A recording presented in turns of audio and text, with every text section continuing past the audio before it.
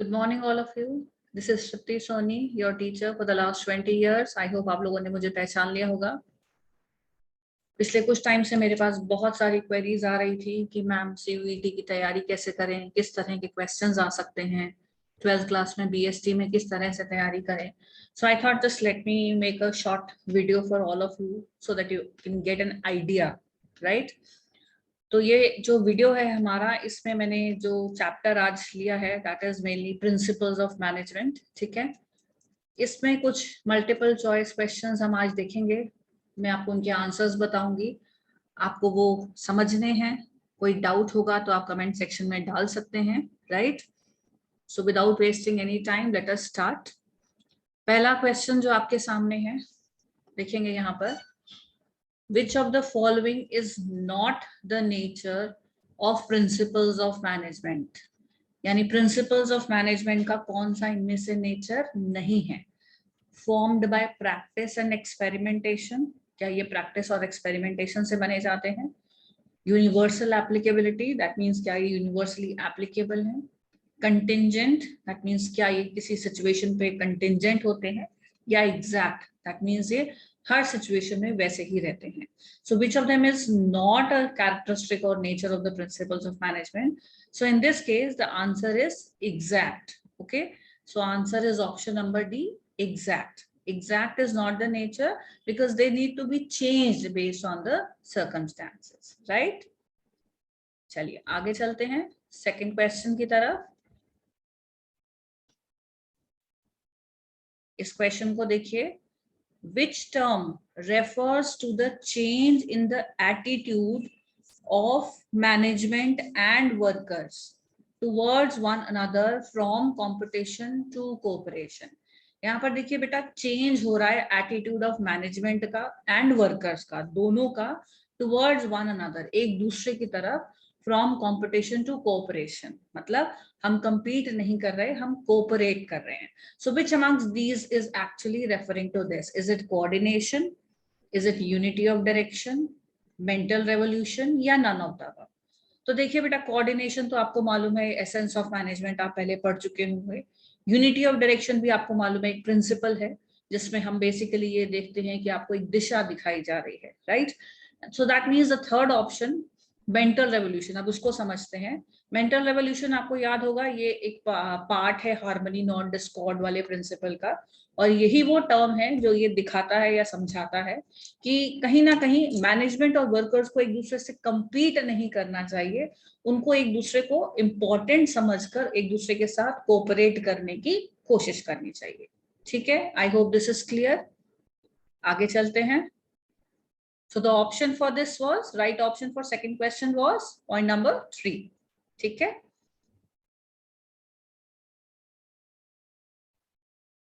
Third question देखते हैं बेटा, ध्यान से देखेंगे इसको. The application of principles of management is contingent और dependent upon the prevailing situation at a particular point of time. The application of principles has to be changed as per requirement. Which characteristic of principles of management is referred to here? यानी कि आपके जो principles of management आप apply करते हैं, उनका जो application है वो किस चीज पे डिपेंडेंट है? उस टाइम जो सिचुएशन प्रिवेल कर रही है, राइट? और कई बार आपको उसको चेंज करना पड़ सकता है एज पर रिक्वायरमेंट्स. तो हम किस कैरेक्टरिस्टिक की बात कर रहे हैं? क्या ये कॉज एंड इफेक्ट रिलेशनशिप है? क्या ये कंटिंजेंट है? क्या ये फ्लेक्सिबल है? और क्या ये मेनली बिहेवियरल है? सोचिए कौन सा होगा इसमें. दोबारा पढ़ते हैं इसको बेटा. The application of principles of management is contingent और dependent upon the prevailing situation at a particular point of time. The application of principles has to be changed as per requirements. Has to be changed as per requirements.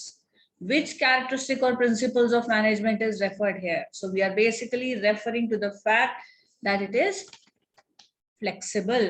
ठीक है, ये जो हमारे principles of management होते हैं, ये हमारे flexible principles हैं. आप इनको बेसिकली सिचुएशन के हिसाब से अप्लाई करते हैं. ऐसा नहीं है कि हर प्रिंसिपल हमेशा ही एक ही फॉर्म में चलेगा, ठीक है। They are basically modified, they have to be modified based on a given situation, right? चलिए आगे चलते हैं फोर्थ क्वेश्चन की तरफ। According to which principle the organisational rules, ध्यान देंगे बेटा, organisational rules and employment agreement should be obeyed by both the superiors and the subordinates, which are necessary for the successful working of the organization.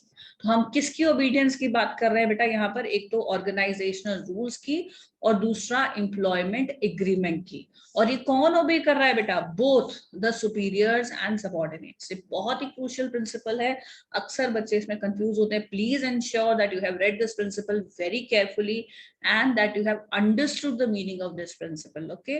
तो इस principal में पहले options देखते हैं कौन कौन सी हैं। Authority and responsibility, unity of command, unity of direction and discipline, right. तो देखिए इसमें कौन सा ऑप्शन आपको सही लगता है, चेक कीजिए। इसका जो करेक्ट ऑप्शन है वो है डिसिप्लिन, राइट। बिकॉज डिसिप्लिन वो प्रिंसिपल है जो ये बोलता है कि obedience to rules and regulations दोनों की तरफ से होनी चाहिए, सुपीरियर्स की तरफ से भी और सबऑर्डिनेट्स की तरफ से भी, otherwise we can levy some penalties, right. I hope there is no confusion in this.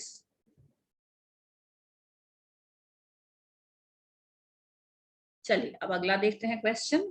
In XYZ Limited, it was observed over a period of time that there is a decline in the encouragement and satisfaction of the employees. कमी आ रही है encouragement में और employees के satisfaction में। Encouragement to dishonesty, dishonest हो रहे हैं लोग, and increase in labor turnover rate. Turnover rate क्या होता है बेटा? जब कोई छोड़ के जाता है, ठीक है, लोग काम छोड़ के जाना चाह रहे हैं, नहीं पसंद उनको यहाँ रहना, लोग डिसऑनेस्ट हो रहे हैं, इनकरेज नहीं है काम करने के लिए, डिससैटिस्फाई हो रहे हैं। So why do you think this is happening? Which principle here is being violated? Let us discuss this. This is centralisation and decentralisation, subordination of individual interest to general interest, unity of command, या फिर remuneration of employees. तो ये तीनों देखिए, क्या इनकी violation से ऐसा होता है क्या? यूनिटी ऑफ कमांड की वजह से, या सबऑर्डिनेशन ऑफ इंडिविजुअल इंटरेस्ट, या centralisation and decentralisation? some of them might be there, but majorly it is remuneration of employees. That means जो employees हैं उनको अपना worth नहीं मिल रहा है, ठीक है जी। So the answer to this question is point number 4, remuneration of employees, okay। ठीक है, सबको क्लियर है? चलें आगे। चलिए अब चलते हैं क्वेश्चन नंबर 6 की तरफ। पढ़िए इसको, क्या लिखा है देखिए। यहां लिखा है, as per this principle such an atmosphere should be created in the organization that labor, that is the major factor of production, and management should consider each other indispensable. Indispensable का मतलब आपके बिना गुजारा नहीं हो सकता, राइट। indispensable मतलब आप भी जरूरी हैं, जितने मैं जरूरी उतने आप जरूरी, right? So there is complete openness between the management and workers. In fact, openness से ज्यादा अगर आप इसको oneness भी रीड करते हैं तो भी यहाँ पर ये प्रिंसिपल सूट कर जाएगा। हमें कौन सा प्रिंसिपल आइडेंटिफाई करना है बेटे? साइंटिफिक मैनेजमेंट का। तो अपने दिमाग को सिर्फ वहीं तक सीमित रखिएगा। क्वेश्चन में अगर दिया हुआ हिंट तो let us use it, right. So basically, what is the question now? That an atmosphere is created in the organization that labor and manager consider each other indispensable, right? So is it development of each and every person to his or her greatest efficiency and prosperity? क्या ये principal है? Science not rule of thumb, क्या ये principal है? Harmony not Discord, क्या ये principal है? या कोऑपरेशन नॉट इंडिविजुअलिज्म, ये प्रिंसिपल है? यहाँ पर देखिए आपको कौन सा सही लग रहा है ऑप्शन? बिल्कुल सही, आपका आंसर सही है, हार्मनी नॉट डिस्कॉर्ड। कई बच्चों ने क्वेश्चन का जो आंसर अगर 4 लिखा है तो प्लीज अपनी बुक्स ओपन कीजिए और देखिए, बहुत ही थिन लाइन ऑफ डिफरेंस है हार्मनी नॉट डिस्कॉर्ड और कोऑपरेशन नॉट इंडिविजुअलिज्म में। बट यहाँ पर याद रखिएगा कि जब मैनेजर और एक वर्कर अपने आप को एक ऑर्गेनाइजेशन का हिस्सा समझते हुए एक दूसरे की इंपॉर्टेंस समझने लग रहे हैं, ठीक है, इंडिस्पेंसिबल समझ रहे हैं, तो वहां पर हम इसको हार्मनी नॉट डिस्कॉर्ड में इजिली आइडेंटिफाई कर सकते हैं, करेक्ट। चले आगे। जो भी क्वेश्चन आपको लग रहा हो कि आप उसको थोड़ा सा आपको क्लियर नहीं है, तो प्लीज वीडियो को पॉज करके दोबारा से देखिएगा. Still not clear, try to open your books and understand. Still not clear, any time you can comment in the comment section and ask me. Okay, I hope आपके genuine concerns मुझ तक पहुंचेंगे. I'll be very happy to resolve your queries. Right? Now, which technique of scientific management is an extension of the principle of division of work and specialization to the shop floor? देखिए जी, division of work and specialization to the shop floor कौन सा technique है जो इस principal का extension की तरह काम करता है? ऑप्शंस पढ़ते हैं. Gang plank, motion study, time study, functional foremanship. ये चार ऑप्शंस आपने देखी. Gang plank, motion study, time study and functional foremanship. देखिए इसमें से कौन सा ऑप्शन आपको सही लगता है, कौन सा इनमें से वो टेक्निक है साइंटिफिक मैनेजमेंट का जो basically division of work and specialisation का जो कॉन्सेप्ट है उसका एक्सटेंशन की तरह काम करता है. Very right, it is option number 4. Yes, answer is correct. Answer is option number 4. This is functional foremanship. ठीक है, फंक्शनल फोरमैनशिप में क्या होता है कि हमने सुपरविजन के टास्क को इस तरह से डिवाइड करा है स्पेशलाइज्ड फंक्शंस में कि आपके पास एक ऐसे हर लेवल पे एक ऐसा हर पर्टिकुलर पर्सन के पास एक ऐसा सुपरवाइजर है जो अपने फंक्शन में स्पेशलाइज्ड है. ठीक है, हर तरह का सुपरवाइजर है आपके पास. चले आगे. 8th question, very simple question, very frequently asked question. A manager should always say that we will do this work, we, instead of I will do it. तो यहाँ पर हमारा I सब्स्टिट्यूट हो रहा है V से. आपको याद होगा, ये आपने पढ़ा है कि हमें जब I सब्स्टिट्यूट करते हैं V से, या ऐसे पढ़ा होगा कि V सब्स्टिट्यूट हो जाता है I की जगह, तो कौन सा प्रिंसिपल लगता है. Right, this is the same principle. This behavior of a manager will keep alive the spirit of what? Cooperation. तो ये आप देखिए उन्होंने बेनिफिट भी दे दिया. ठीक है, आपको बेनिफिट भी मिल गया इस प्रिंसिपल का. आपको क्या करना है, बस उसको आइडेंटिफाई करना है कि कौन सा प्रिंसिपल है. सो सिंपल है, ऑप्शंस पढ़ते हैं पहले. Spirit D corps, initiative, equity and stability of personal. Right, तो ये चारों ऑप्शंस को एक बार रीड कीजिए, याद कीजिए इसमें से कौन सा था जिसमें आई और वी का सब्स्टिट्यूशन था. सोचिए. Yes, it was Spirit D corps. Correct, simple.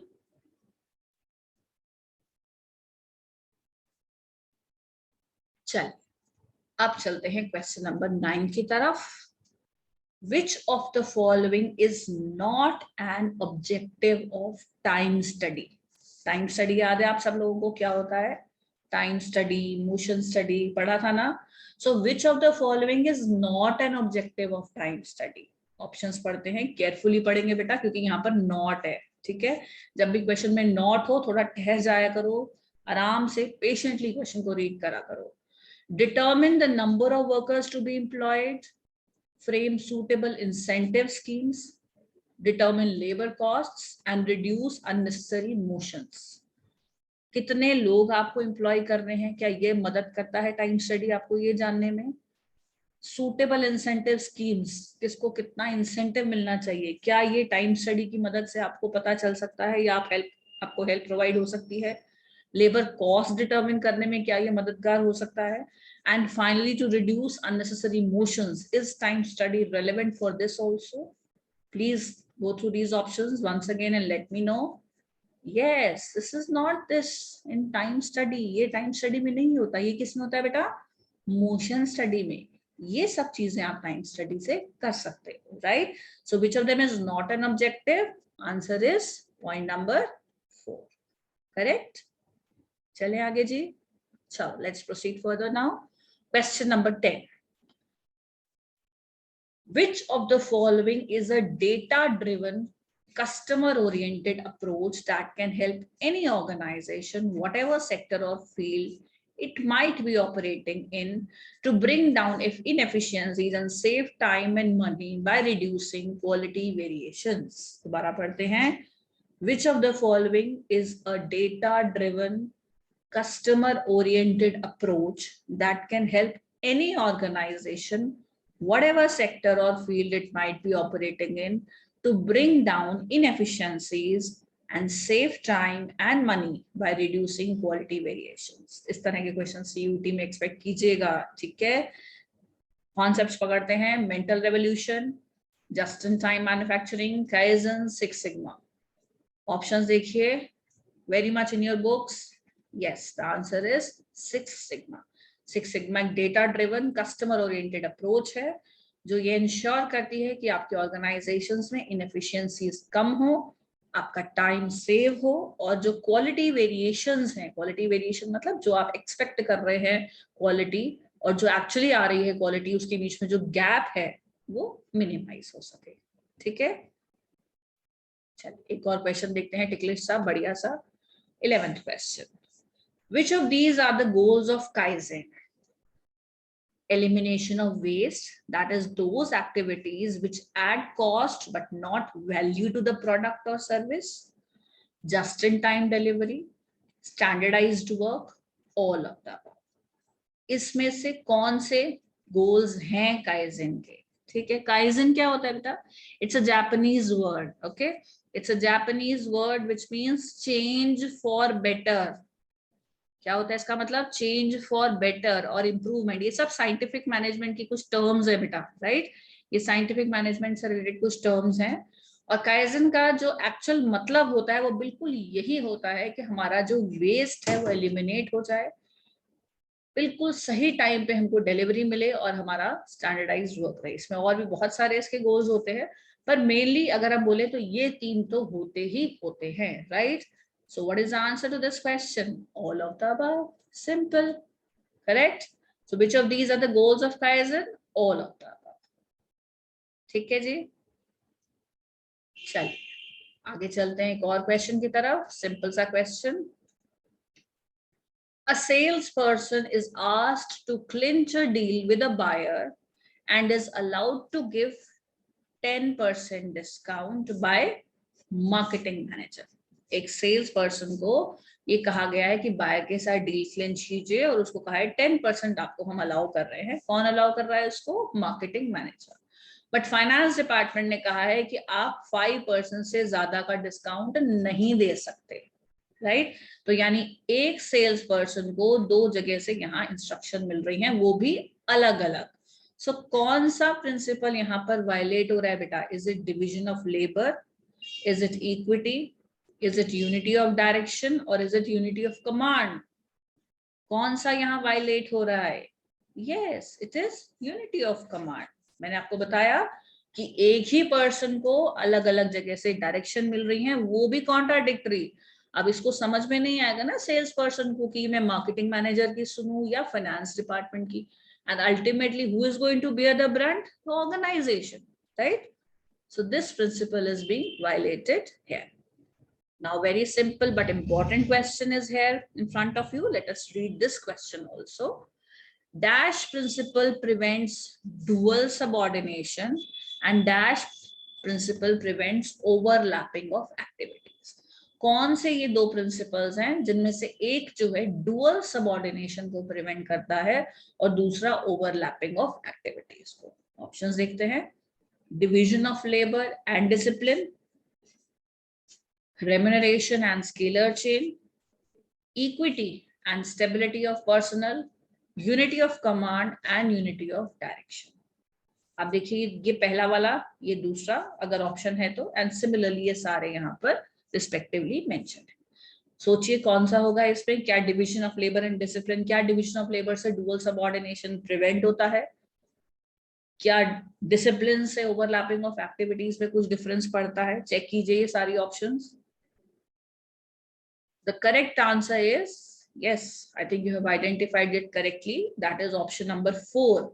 Unity of command and unity of direction. Unity of command से dual subordination prevent होगा ना बेटा, क्योंकि आपको एक ही सीनियर आपको कमांड करेगा।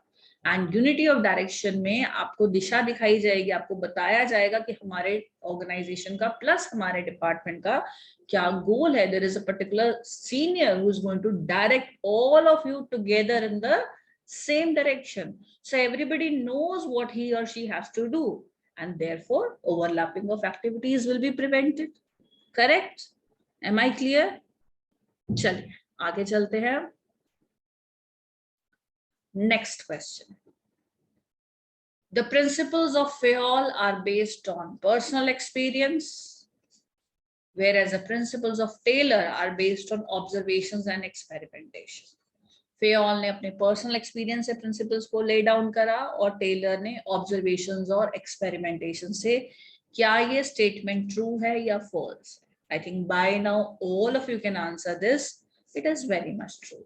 Why is it true? Taylor was the father of scientific management, right? ये भी क्वेश्चन आ सकता है. Who was the father of scientific management? Please keep that in mind also. Okay. So Taylor ने observations और experimentation के basis पर principles lay down किए थे. Okay. And Fayol ने personal experience में. Make it a point that you have read a few lines about both these. Okay. Along with their full names and a bit of their biography also. चलिए अब आगे चलते हैं. हमारा last question आज का. Simple question but important again. In the light of scientific principles of management, focus यहां ही रखिएगा, scientific principles of management, whose task is to ensure that both the workers and the machines are fit enough for production and that the material required for their use has been made available to them. तो ऐसा कौन है जिसका ये काम है कि workers और मशीन्स ठीक रहें, अपनी सही जगह पे रहे और जिसको जो मटेरियल जब रिक्वायर्ड है वो मिल जाए. ये आपको साइंटिफिक प्रिंसिपल्स के कॉन्टेक्स्ट में डिस्कस करना है. ऑप्शंस देखते हैं. Speed boss, root clerk, inspector या गैंग बॉस. याद कीजिए स्पीड बॉस का क्या काम था, रूट क्लर्क का क्या काम था, इंस्पेक्टर का क्या काम था और गैंग बॉस का क्या काम था. सोचिए कौन है इसमें सही. Yes, correct option is gang boss. ठीक है जी. गैंग बॉस का ये काम होता है कि वो इंश्योर करें कि सभी वर्कर्स के पास सही मटेरियल सही टाइम पर है और उनको भी प्रॉपर फैसिलिटीज मिल रही हैं, वो भी प्रॉपरली अपना काम प्रॉपरली कंट्रीब्यूट कर पा रहे हैं ऑर्गेनाइजेशनल गोल्स की अचीवमेंट के. ठीक है जी. सो मैं फटाफट से एक बार ये सारे जो हमने अभी एमसीक्यू देखे उनको एक बार दोबारा से आपके सामने ये स्क्रीन पे क्विकली एक रिकैप के तौर पर यहाँ रश थ्रू कर रही हूँ. इसको गो थ्रू कीजिए, देखिए आपको ये सभी क्लियर है या नहीं. ठीक है. I'm just flipping through all of them. Please make sure that you have understood all of them, right? Just quickly go through them. See here.